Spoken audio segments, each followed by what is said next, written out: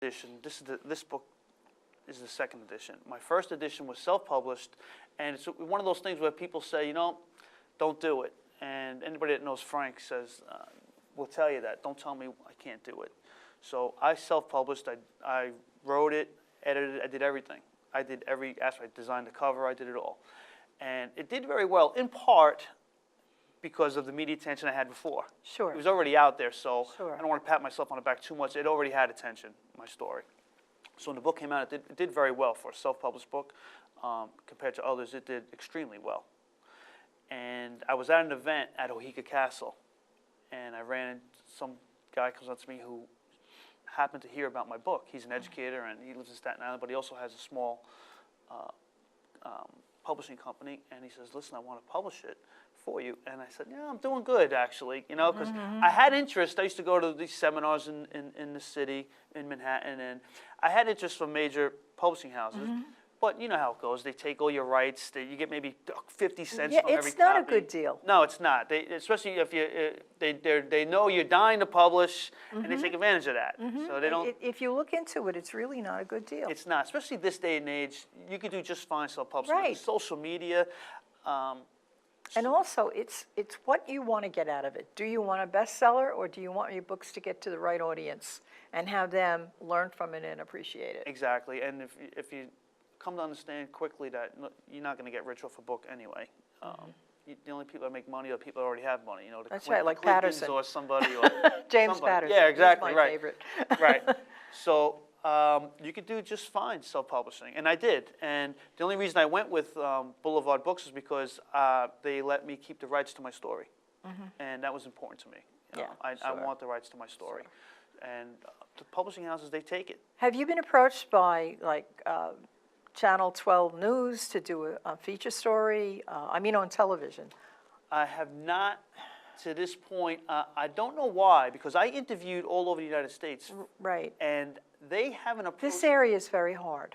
I'm telling you right now, it's very hard. I'd approach 60 Minutes if I were you. Yeah. I would. Yes. Maybe I should. You should.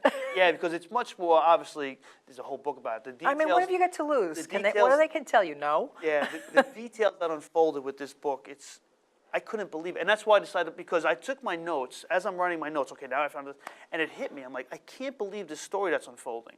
Yeah. And I turned the journal I shaped it into a book.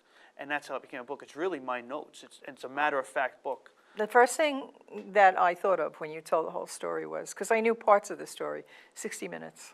I would approach them.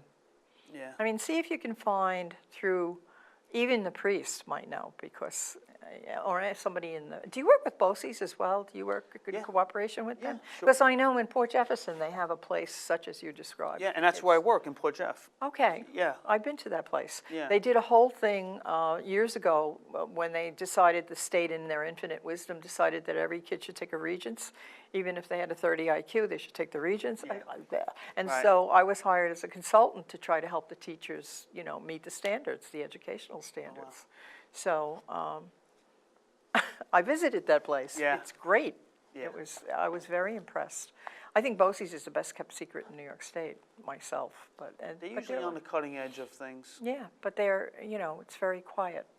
So what's in the future for you besides your job? You're going to do another book? Thing is, my book, I asked my attorney, I'm very close with him now, and I wanted to do a book about, and there's a lot out there, so about going through the system, but I think if I wanted to do it with him. Great movie. And yeah, that's it is. The only thing that's not in there, but we could put it in, is like somebody's dying or something like that, but we could throw in an explosion somewhere, right?